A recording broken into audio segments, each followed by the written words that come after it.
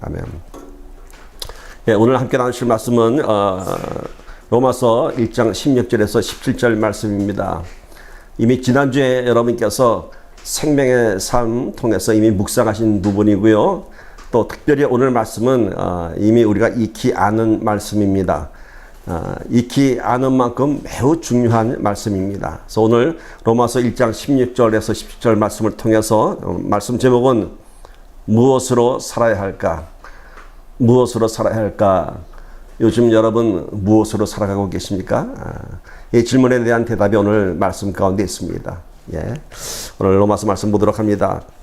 로마서의 이 제목은 원래 성경에 들어간 원래 제목은 로마서가 아니라 이렇게 되어 있습니다. 로마인들에게 보내는 사도 바울의 편지. 그러니까 오늘 이 말씀에 대해서는 당시의 로마 사람들입니다. 그러나 그 로마가 세계 최대의 그리스도 국가가 되었고, 그리고 이제 오늘 이르기까지 우리 모두에게 적용되는 귀한 복음의 말씀입니다. 로마서는 바울이 3차 전도 여행 중에 고린도에 머물면서 약 3개월간 머물면서 로마에 있는 그리스도인들을 향해서 쓴 편지입니다.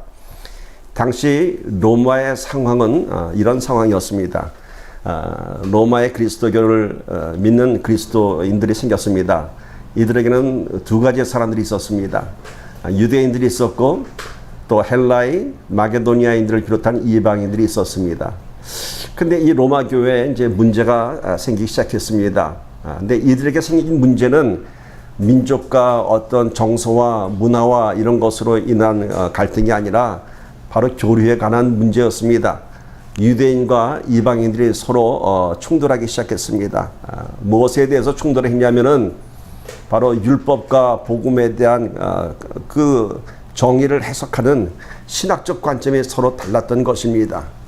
그래서 바울은 이 로마의 이 그리스도인교회 보내는 오늘의 이 편지를 통해서 가장 중요한 인간의 죄와 구원에 관한 문제, 율법과 복음에 관한 이러한 신학적 해석을 정리하였습니다. 그러다 보니까 편지가 상당히 길어졌습니다. 그래서 로마 서신서 중에 가장 긴 분량의 내용이 바로 로마서입니다.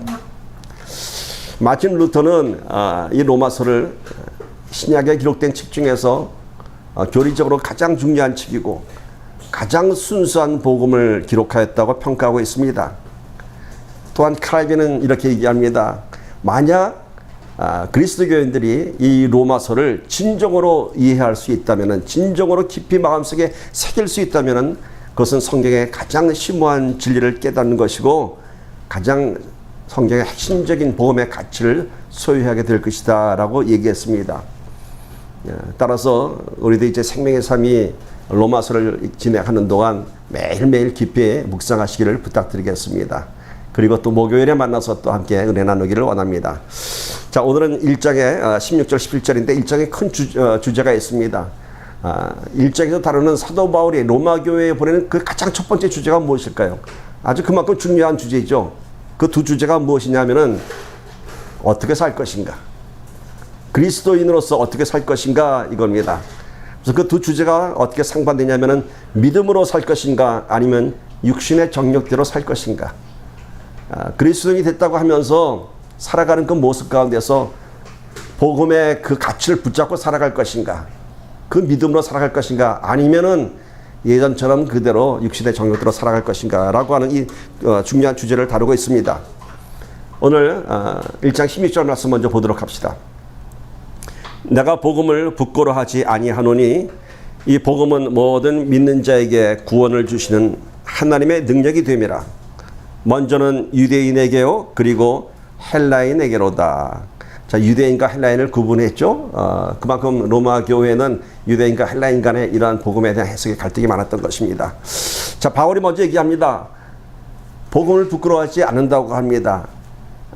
이게 무슨 의미일까요? 복음에 대해서 내가 부끄러워하지 않는다. 지금 바울은 자신의 입장에서 먼저 얘기하고 있습니다. 바울이 지금 어떤 형편인가요? 바울은 인생의 다메섹 강변에서 주님을 만나는 그 시점을 기점으로 해서 before의 인생과 after의 인생이 전혀 다른 인생을 살아가고 있습니다. 그가 변화되기 이전에 그 인생은 before Christ를 만나기, 예수 그리스도를 만나기 이전의 삶은 정말 아주 부유한 삶이었습니다. 로마의 시민권자였고요. 그 당시에 저 기득권 측에 속하는 사회 지도자층급의 사람이었고요. 학식으로는 가말리엘 그런 율법의 뛰어난 학식을 겸비했던 그런 사람입니다. 그러니까 모든 사람들에게서 인정받는 사람이었고 참 부러운 사람이었습니다. 사람들 볼 때 바울을 볼 때 참 부러운 사람이다. 시민권자요, 학식도 뛰어난 사람이요, 율법사요, 명예도 갖고 있는 사람이고 권력도 갖고 있는 사람이었습니다. 그러나 지금 이 편지를 쓰는 이 바울의 입장은 어떻습니까? After 주님을 만난 그 이후에 after 이 삶은 쉽게 표현하면 마치 홈리스트 같은 삶이었습니다. 행색이 아주 초라합니다. 행색이 아주 초라합니다. 물론 지금 아직 옥에 갇히지는 않았지만은 이제 곧 옥에도 갇히게 되고요. 그가 가는 곳마다 그런 도래마다 죽을 뻔하기도 하고 아주 형편없는 인생이 망가진 인생이 되고 말았습니다. 사람들이 볼 때 바울을 볼 때 어떻게 저 인생이 저렇게 망가질 수 있을까? 그렇게 손가락질 받았던 그런 상황이었습니다. 모든 것을 잃어버린 사람 같았습니다. 그러나 바울은 오늘 이것에 대해서 얘기하는 것입니다. 내가 부끄러워하지 않는다고 합니다. 왜? 내 삶이 이렇게 변화된 그 복음에 대해서 사람들은 나를 보고 손가락질 할지 모르지만 나는 절대 부끄러워하지 않는다 얘기합니다. 바울은 예수 믿고 난 자신의 삶을 부끄러워하지 않는 것뿐만이 아니라 다른 성경에서는 오히려 자기는 자랑스러워한다고 합니다. 내가 자랑할 것은 오직 예수 그리스도를 믿는 것 하나밖에 없다고 이해합니다. 자기가 갖고 있던 학식, 자기가 갖고 있던 그 모든 것들은 배설물과 같이 형편없이 여긴다고 하면서 자기는 오직 예수 그리스도를 믿는 복음 안에서 내 인생이 자랑스럽다고 얘기합니다. 그는 모든 것을 잃은 자가 아니라 모든 것을 얻은 자였습니다. 즉 복음을 붙잡은 자요, 이제는 내가 그 복음을 전하는 자요. 복음은 부끄러운 것이 아니라 모든 믿는 자에게 구원을 주시는 하나님의 능력이라 이렇게 정의하고 있습니다. 복음은 부끄러운 것이 아니라 복음 때문에 내 인생이 망가지는 것이 아니라 복음은 모든 인생에게 믿는 자에게 구원을 주시는 하나님의 능력이다 이렇게 전하고 있습니다. 그래서 바울은 지금 세상의 모든 핍박과 환난과 손가락질이 자신에 향한다고 해도 지금 부끄럽지 않고 두렵지 않고 자랑스럽다고 얘기하는 것입니다. 왜 그런가요? 복음의 가치, 가장 고귀한 가치를 깨달았고 소유했기 때문인 것입니다. 그리고 그가 지금 자랑하는 것은 오직 십자가의 비밀이었습니다. 지난주 우리가 이런 말씀 나눴죠. 능력의 마스크. 그 능력의 마스크가 뭐였죠? 구원의 능력이었습니다. 눈에 보이지 않는 하나님의 능력. 그 구원의 능력에 뭐가 있느냐 하면은 내가 약한 데서 온전하여지는 그리스도의 능력이 있는 것입니다. 오늘 우리가 이 로마서를 대하면서 진정 신앙인으로서 복음의 가치를 깨닫고 소유하였다면은 우리는 부끄러운 신앙인이 아니라 오히려 자랑스러운 신앙인이 될 수 있을 것입니다. 반대로 신앙인이라고 하면서 믿는 사람이라고 하면서 이 복음의 진리와 가치를 외면하고 산다면은 그것이야말로 부끄러운 인생이 되고 말 것입니다. 사람들이 우리를 향해서 손가락질 한다면은 예수 믿는다고 손가락질 하는 것이 아니라 예수 믿는 사람이 왜 그렇게 살아라고 손가락질을 하는 것입니다. 우리가 신앙인으로서 부끄러워하지 말아야 할 큰 두 가지가 있습니다. 첫 번째는 내가 믿는 하나님에 대해서 부끄러워하지 말아야 합니다. 내가 믿는 그 하나님을 부끄러워한다면은 그것은 아직 하나님을 만나지 못했기 때문인 것입니다. 아직 하나님을 알지 못하고요. 아직 하나님 믿는 것 아닙니다. 예수 믿으면 뭐가 좀 부끄러운 것 같고 아니죠. 아직 예수를 안 믿기 때문입니다. 그분을 만나면 우리의 인생이 달라지게 되어 있습니다. 어떤 인생? 부끄러운 인생에서 자랑스러운 인생으로 바뀌어집니다. 오히려. 그래서 하나님을 믿는 것이 부끄러운 것이 아니라 하나님을 믿기 때문에 내가 이제 오히려 지나온 내 인생은 부끄럽고 수치스러운 인생이었지만은 이제는 내가 주님 앞에서 자랑스러운 인생이 됐다고 그렇게 얘기할 수 있는 것입니다. 하나님을 믿으면은 하나님은 우리의 자존감을 높여 주십니다. 우리 인생의 신분이 달라집니다. 그래서 우리는 하나님을 믿는 이 사실에 대해서 부끄러워하지 말아야 합니다. 두 번째는 하나님을 믿는 사람으로서 자신의 삶에 책임을 져야 합니다. 아까 얘기했던 대로 하나님을 믿는다 하면서 전혀 하나님을 믿지 않는 사람처럼 세상 사람과 똑같이 산다면은 그것이 오히려 세상 사람들에게 부끄러운 사람이 되는 것입니다. 예수 믿는다고 하면서 왜 저렇게 살아라고 하는 그런 비난의 대상이 되는 것입니다. 다시 한번 생각해 봅니다. 과연 나는 누구에게라도 하나님을 믿는다는 이 사실을 부끄러워하지 않을 수 있는가? 나는 부끄러워하지 않을 수 있는가? 이 말은 다시 바꾸면 어떤 뜻이 되느냐 하면요, 나는 내가 믿는 하나님을 자랑할 수 있겠는가? 나는 내가 믿는 하나님을 자랑할 수 있겠는가? 자랑은 절대로 강요해서 나오는 거 아닙니다. 자신이 자랑할 만한 삶을 살아낼 때에 자랑할 수 있는 것입니다. 나한테 없는 것 갖고 자랑할 수 없죠. 없는 것 갖고 자랑한다면 그건 사기꾼이죠. 우리가 하나님을 자랑한다면 그건 내 삶 속에 계신 하나님을 만났기 때문이고, 내 삶이 그분으로 인해서 변화되었고, 그 변화된 인생이 자랑스럽기 때문인 것입니다. 그런데 신앙인이라고 하면서도 내가 자랑할 것이 없다면은, 오히려 부끄러운 것이 더 많다면은, 오히려 숨기고 싶은 것이 더 많다면은 그것은 잘못된 것입니다. 사랑하는 여러분, 오늘 말씀처럼 복음은 우리가 자랑스러워해야 할 것입니다. 복음을 믿는 믿음 안에서 구원의 능력을 주시는 우리의 자부심입니다. 그래서 복음을 우리가 정말 진심으로 붙잡게 되면 우리의 마음이 뜨거워집니다. 복음은 우리의 삶에 감사가 넘치게 합니다. 이제 뒤에서 다루겠지만은 복음을 붙잡지 않은 사람의 삶 속에서는 감사가 없습니다. 또 하나 중요한 사실이 있습니다. 복음은 나만의 것이 아닙니다. 복음은 나눠줘야 하는 것입니다. 내가 자랑한다면은 나눠줘야 하는 것입니다. 세상에는 두 가지의 부류의 사람들이 있습니다. 오늘 로마서 1장 다루는 이 주제가 이것입니다. 두 가지 부류의 사람들, 믿음대로 살아가는 사람들, 육신의 정욕대로 살아가는 사람들. 더 크게 얘기하면은 세상은 두 가지 부류로 나눌 수 있습니다. 하나님을 믿는 사람들, 하나님을 믿지 않는 사람들. 이걸 좀 더 바꿔서 얘기하면은 하나님을 믿는 사람들과 하나님을 믿지 않는 사람들은 자신에 대한 정체성에 대해서 그 정의가 다릅니다. 어떻게 다르냐면요, 하나님을 믿지 않는 사람들은 자신의 존재를 진화론적인 존재로 정의합니다. 세상은 진화론과 창조론이 대립되고 있죠. 하나님 믿지 않는 사람은 진화론적 존재로서 자기를 정의할 수밖에 없습니다. 왜요? 하나님을 믿지 않기 때문에, 창조를 믿지 않기 때문에 자신은 피조물이 아니라 진화론적 존재인 것입니다. 근데 여러분, 이 진화론적 존재라는 것이 어떤 존재인지 아십니까? 여러분 보세요. 진화론적 존재라고 하는 것은 점점 단계를 거쳐서 이제 고등화된 존재로 바뀌어지는 것입니다. 처음에 시작은 뭐였나요? 동물에서 시작해서 네안데르탈인, 원숭이에서 침팬지, 고릴라, 뭐 이런 오랑우탄 이런 단계를 거쳐서 네안데르탈인 이런 원시인들을 통해서 칭대가 됐다는 겁니다. 그것이 하나님을 믿지 않은 사람들의 자신에 대한 정의, 진화론적 존재입니다.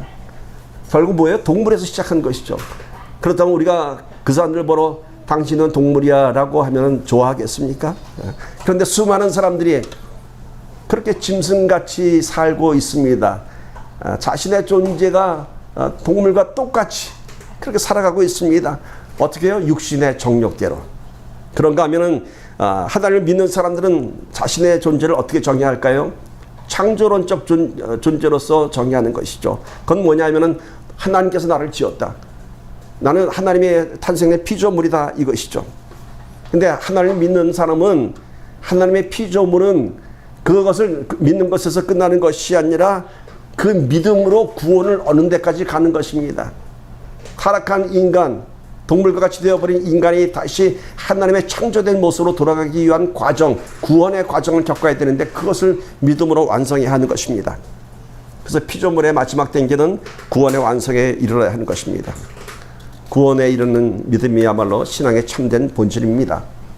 그러나 여러분, 신앙은 결코 구원받기 위한 어떤 라이센스나 천국에 들어가기 위한 비자와 같이 어떤 자격을 갖추기 위한 수단이 결코 아닙니다.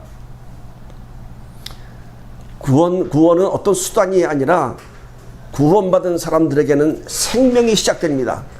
새로운 생명이 시작됩니다.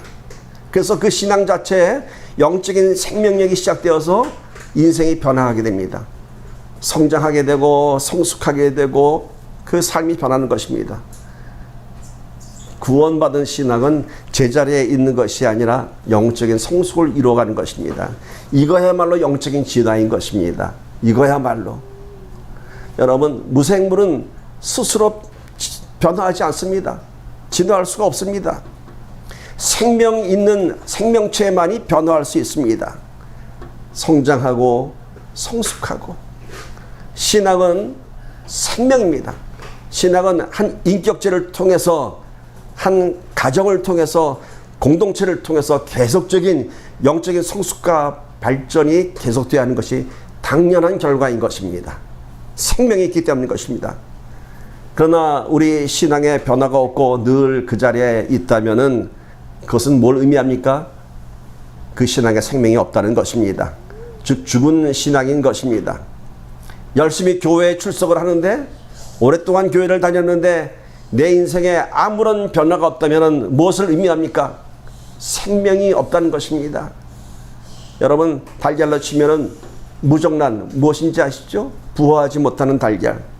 아무리 어미닭이 그 알을 품고 있어도 그 달걀은 부화하지 못합니다. 애당초부터 생명이 없었기 때문인 것입니다. 오늘 바울이 얘기하는 믿음으로 사는 사람들과 육신의 정욕대로 사는 삶은 결국 그 안에 영적인 생명이 있는가 없는가에 대한 구분인 것입니다. 오늘 교회 다니는 사람들 수많은 모습들을 봅니다. 과연 저들이 그 안에 생명이 있는가?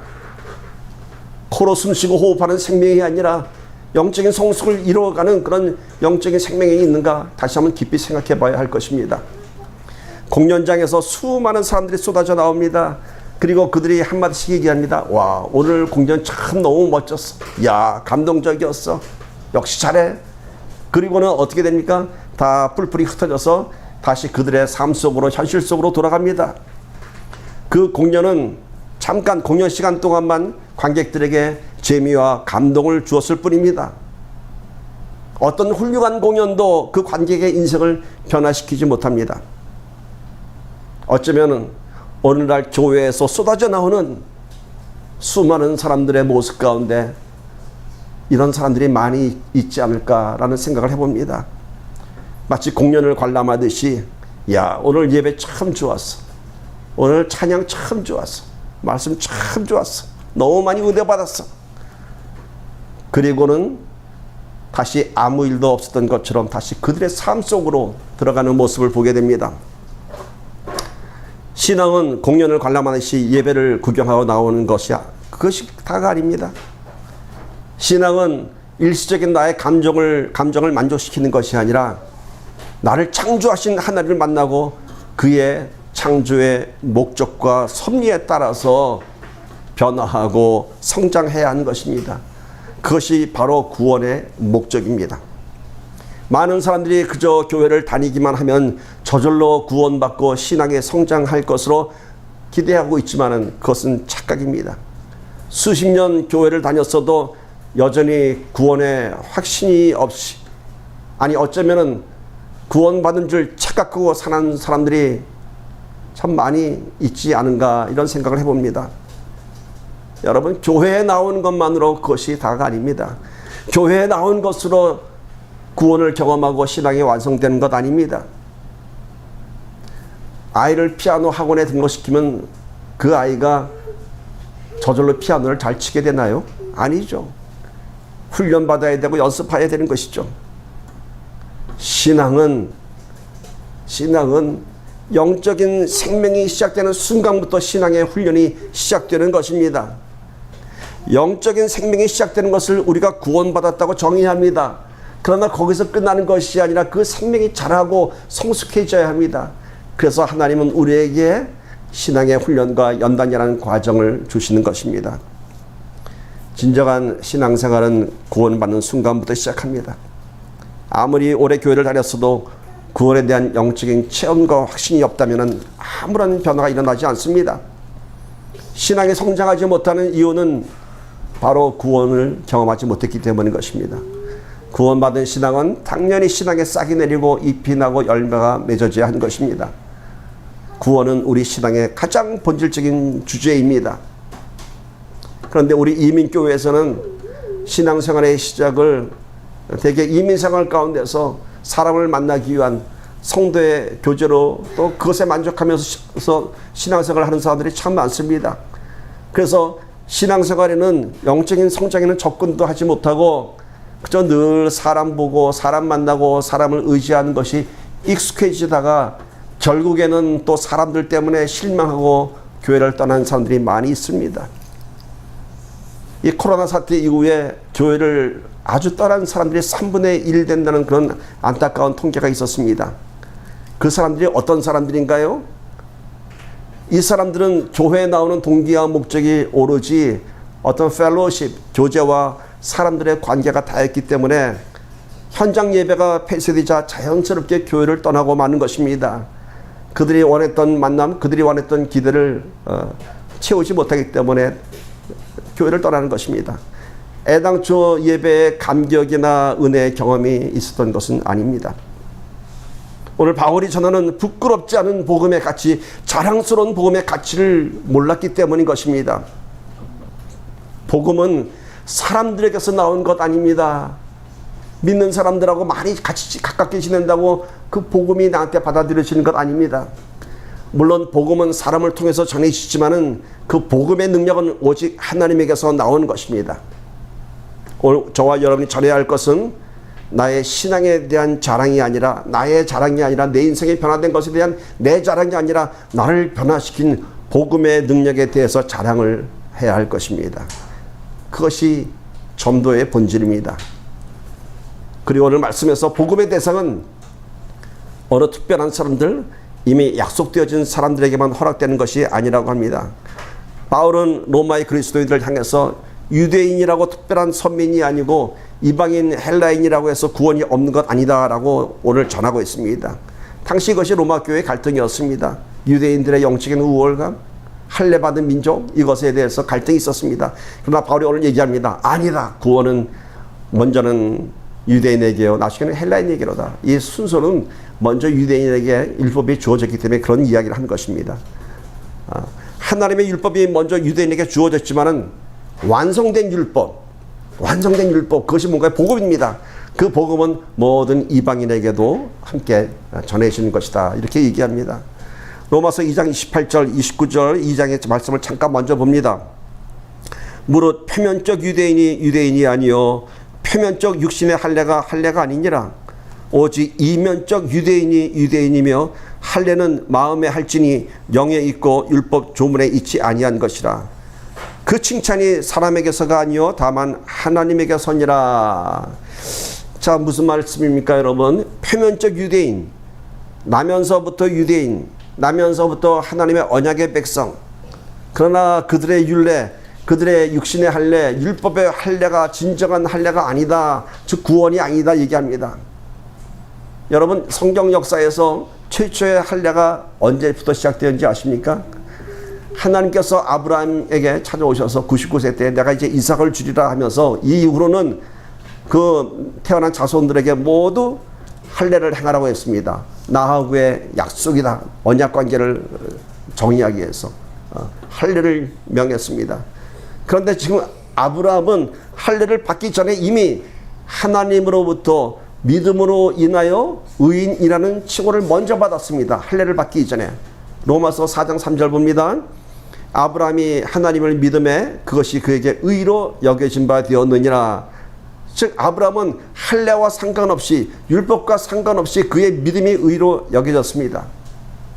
할례는 단지 언약의 징표일 뿐이지 그 할례의 행위 자체가 구원이고 그 할례의 행위 자체가 의로움을 얻는 것이 아닙니다. 이면적인 유대인이란 무슨 뜻이냐면은 이방인이지만은 마음의 할례를 받은 자가 진정한 구원의 할례를 받은 것이다. 이런 뜻입니다. 마음의 할례는 율법에 있지 않고 영에 있다는 것입니다. 표면적인 그리스도인이 아니라 성령으로 거듭난 자가 바로 마음의 할례를 받은 자인 것입니다. 성경책 들고 다닌다고 예수 믿는 자가 아니라 모태신앙이라고 태어나면서부터 난 교회 다녔어. 그래서 구원받은 자가 아니라 그 자신의 내면에서 말씀이 삶으로 나타나야지는 복음으로 변화되어진, 복음으로 그 마음의 할례가 되어진 자가 바로 구원받은 자인 것입니다. 오늘 로마서 2장 29절 마지막 보니까 그 칭찬이 사람에게서가 아니요 다만 하나님에게서니라. 지난주 말씀에서 우리가 이런 것 다뤘습니다. 믿음은 믿음의 대상이 누구이며 누구에게 인정받기 위한 것인가에 따라 믿음의 가치가 결정된다고 했습니다. 근데 그 칭찬이 사람에게서가 아니라 다만 하나님에게서니라. 오늘 말씀이 다시 한번 확인하고 있습니다. 그 칭찬, 믿음의 칭찬이 사람에게서 받는 것이 아니라 하나님에게서니라. 신앙생활은 오직 하나님만 바라보고 하는 것입니다. 누군가에게 인정받기 위한 것이 아닙니다. 세상 사람들에게 자랑하는 것도 내 믿음을 자랑하는 것이 아니라 내 믿음의 대상인 하나님을 자랑하고 하나님으로부터 내가 인정받는 것입니다. 그것이 참된 신앙인의 모습입니다. 오늘 그 바로 뒷절 1장 17절을 보면은 복음에는 하나님의 의가 나타나서 믿음으로 믿음에 이르게 한다니 기록된 바 오직 의인은 믿음으로 말미암아 살리라 함과 같으니라. 드디어 오늘 말씀 제목에 답이 나왔죠. 오직 의인은 믿음으로 말미암아 살리라. 우리가 무엇으로 살아갈 것인가에 대한 답입니다. 자, 복음에는 하나님의 의가 나타난다고 합니다. 우리가 성경을 한 시대로 구분할 때 율법 시대와 복음 시대로 구분합니다. Before Jesus, 예수님이 이 땅에 오시기 전의 시대는 율법의 시대입니다. 그리고 예수님이 이 땅에 오신 그 후는 복음의 시대입니다. 예수님께서 오셔서 율법을 완성시키셨습니다. 사랑으로서, 십자가의 사랑으로서 그 율법을 완성시켰습니다. 이것이 복음의 시대입니다. 근데 오늘 보니까 복음에는 하나님의 의가 나타나서 이렇게 얘기했습니다. 복음에는 뭐가 나타나요? 하나님의 의가 나타나서. 율법의 시대는 누구의 의가 나타났을까요, 여러분? 지금 복음의 시대는 하나님의 의가 나타났다고 했습니다. 율법의 시대에는 사람들의 의가 나타났습니다. 바리새인들은 율법을 지켜냄으로써 자신들의 의를 드러내고 내가 이렇게 율법을 지키는 자야, 내가 11조를 하고 내가 이렇게 금식을 하고 내가 이렇게 율법을 지키는 자야 라고 하면서 의를 나타냈고, 그리고 그것이 구원인 줄 착각했습니다. 그러나 after Jesus, 예수님이 오시고 나서 이 복음의 시대에는 뭐가 나타났다고요? 하나님의 의가 나타났습니다. 그 하나님의 의가 뭔가요? 바로 예수 그리스도입니다. 로마서 3장 10절 기록된 바 의인이 하나도 없나니 하나도 없으며 의인은 이 땅에 없습니다. 오직 한 분 누구? 하나님의 의가 되어서 나타나신 분 예수 그리스도입니다. 오직 예수 그리스도만이 죄 없는 몸으로 이 땅에 오셔서 의를 이루신 분입니다. 의를 이루었다고 하는 것은 율법을 완성하신 분, 구원을 완성하신 분입니다. 복음의 시대에서 율법을 통해서 인간의 의가 드러난 것이 아니라 오히려 인간의 죄가 드러나게 되었습니다. 인간은 율법을 완성할 수 없는, 율법을 지킬 수 없는 죄인이라는 사실을 알게 되었습니다. 그리고 그 죄의 문제를 해결할 수 있는 것은, 그 율법의 문제를 해결할 수 있는 것은, 그 죄로 인해서 죽을 수밖에 없는 그 율법으로부터 구원받을 수 있는 그 길은 오직 하나님의 의, 예수 그리스도 한 분뿐이었습니다. 그리고 그 뒤에 이어서 믿음으로 믿음에 이르게 하나니, 이게 무슨 뜻일까요? 아니, 뭐 똑같은 믿음이 아닌가요? 믿음으로 믿음에 이르게 하나니. 영어 성경을 찾아봤습니다. NIV 버전에서는 by faith from first to last, 처음부터 마지막까지 믿음으로, 이렇게 번역되었습니다.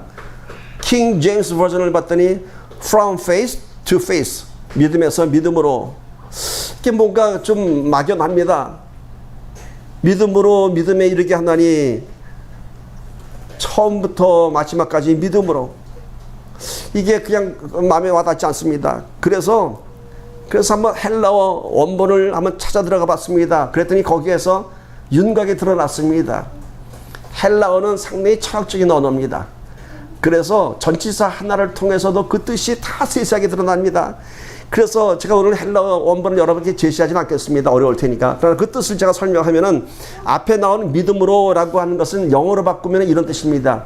I believe in Jesus. 전치사를 in. I believe in Jesus. 예수 안에서 믿고, 그 다음에 믿음에 이르게 하나니라는 그 두 번째 믿음에 이르게 하나니는 so that I can believe, 그 다음에 뭔가요? on Jesus입니다. 와우. 전치사 in과 전치사 on의 차이였습니다. in and out. 햄버거가 아닙니다, 여러분. in and out이 아니라 in and on입니다. I believe in Jesus로 말미암아 so that I can believe on Jesus입니다. believe in Jesus는 뭐냐면은요, 내가 예수 안에 들어가는 믿음입니다. 예수 안으로 들어갑니다. 왜? 어떻게? 내가 죽어야지만 예수 안에 들어갈 수 있습니다. 이런 믿음으로 믿음에 이르는 것이 뭐냐면 on Jesus입니다. on Jesus. 그러니까 내 믿음에 이제는 인해서 on으로 예수님 위로 내가 그 반석 위에 서는 것입니다. 내 삶의 본질이, 내 믿음의 바탕이 예수 그리스도가 되는 것입니다. in and on. in and on. 여러분, 이 말씀은 곧 갈라디아서 2장 20절의 말씀과 같은 내용입니다. 내가 그리스도와 함께 십자가에 못 박혀났니? 그런즉 이제는 내가 사는 것이 아니요 오직 내 안에 그리스도께서 사시는 것이라. I believe in Jesus입니다.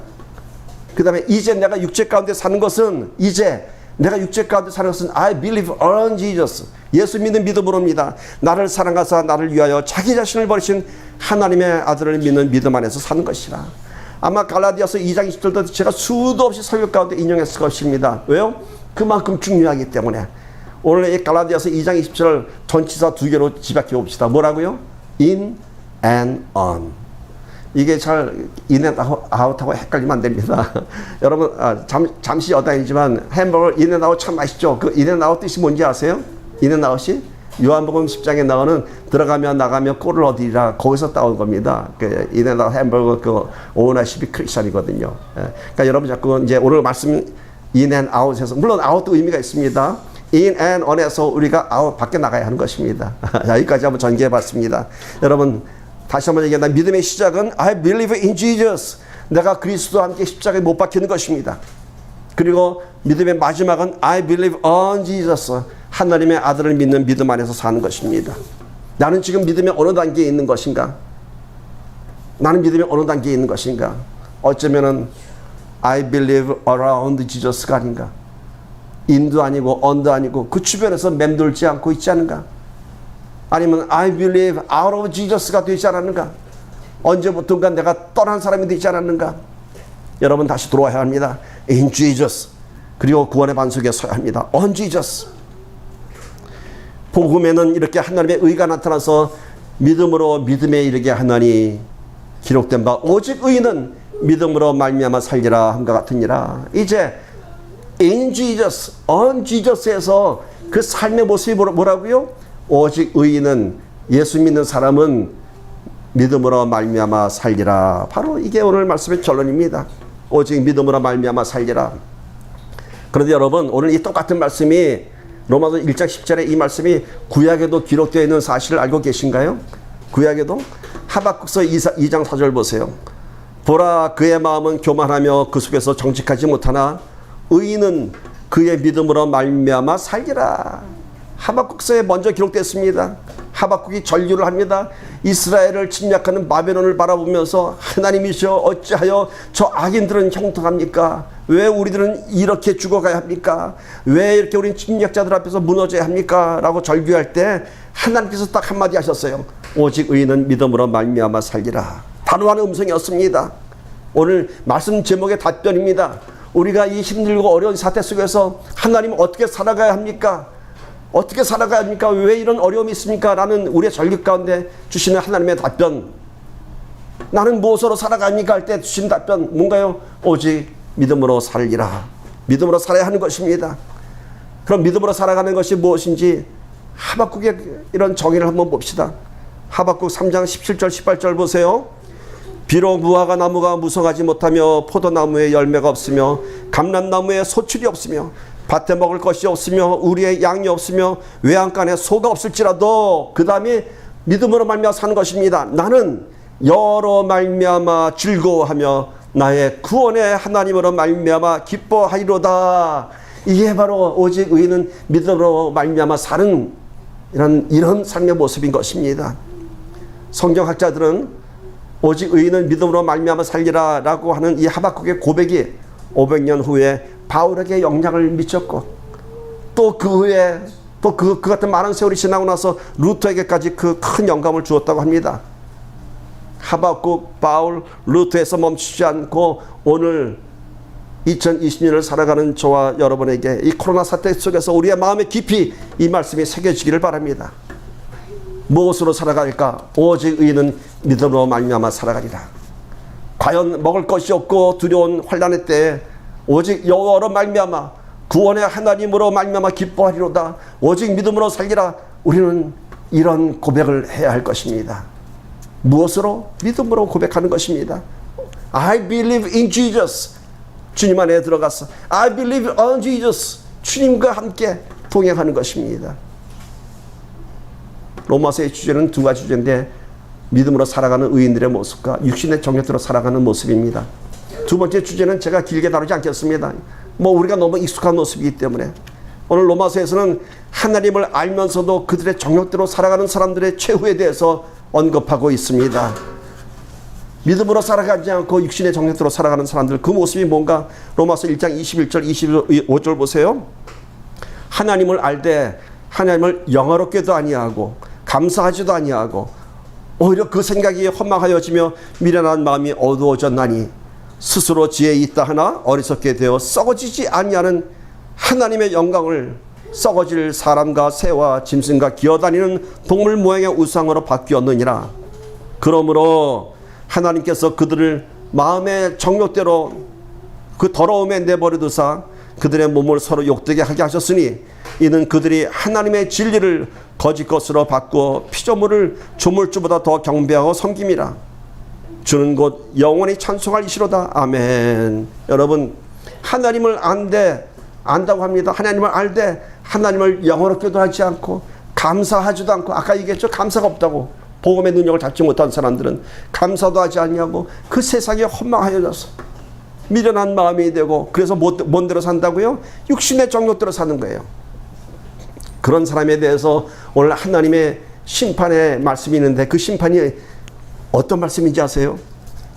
그러므로 하나님께서 그들을 마음의 정욕대로 그 더러움에 내버려 두사. 이게 가장 두려운 심판입니다. 어쩌면 이것이 하나님의 긍휼 같죠? 하나님의 자비 같죠? 이렇게 육신의 정욕대로 산 대로 가만 내버려 두니까, 만약에 육신의 정욕대로 살 때 하나님이 크게 벌을 내리면 돌아올 텐데 내버려 두신다고 하셨어요. 내버려 두셨어요. 근데 그게 무서운 심판이에요. 차라리 회초리라도 들면 우리가 살아날 수 있는데 그냥 let it be 내버려 두는 것이에요. 그리고 육신의 정욕대로 우상 믿고 살다가, 세상 믿고 살다가, 더러운 인생 살다가 결국 불의 심판을 맞게 되는 것입니다. 오늘 우리가 내 뜻대로 살아도 하나님께서 침묵하시는 이유는 하나님의 관대함과 하나님의 사랑하심이 아닙니다. 그대로 그렇게 죄 가운데 고통 가운데 살게 하는 것, 그것이야말로 침묵의 심판이고 두려운 형편입니다. 형벌입니다. 가만 내버려 두는 것. 여러분, 하나님의 침묵 가운데 우리 오늘 다시 한번 깨달아야 할 것입니다. 하나님께 버림받은 인생, 그냥 내버려 두는 인생이 아니라 오늘 다시 한번 우리가 주님 앞에 무릎 꿇고 나아가는 저와 여러분 되기를 축복합니다. 말씀을 맺겠습니다. 오늘 말씀의 네 가지 주제를 좀 정리해 봤습니다. 부끄럽지 않은 인생, 부끄럽지 않은 인생에 대해서 얘기하고 있습니다. 바울은 과연 우리는 내가 믿는 하나님, 나는 하나님을 자랑하며 살 수 있는가? 다시 한번 마음의 질문을 던져봅니다. 복음의 가치를 붙잡은 자는 부끄러운 신앙인이 아니라 오히려 자랑스러운 신앙인이 될 것입니다. 두 번째, 복음은 생명입니다. 복음은 그저 가만히 있는 것이 아니라 우리 삶 속에서 성장하고 성숙하고 발전되어지고 전해져야 하는 것입니다. 구원은 제자리에 있는 것이 아닙니다. 세 번째, 믿음으로 믿음에 이르는 것. I believe in Jesus. I believe on Jesus입니다. 오직 의인은 믿음으로 말미암아 살리라. 네 번째, 내버려두는 하나님의 징계. 육신의 정력으로 살아가는 사람들에 대한 무서운 징계입니다. 그것은 하나님의 무관심이 아니라 자비가 아니라 두려움인 것입니다. 함께 기도합니다. 오늘 말씀을 다시 한번 마음에 품으면서 우리 한번 기도할 시간 갖도록 하겠습니다. 과연 나는 복음을 붙잡은 자로 부끄럽지 않은 마음을 갖고 있는가? 과연 내 인생에 복음이란 변화가 있는가? 과연 지금 나는 주님과 함께 동행하고 있는가? 오늘 내 삶 속에 하나님의 음성이 들리는가? 이 네 가지 질문을 던지면서 함께 기도하기를 바랍니다. 함께 기도합니다.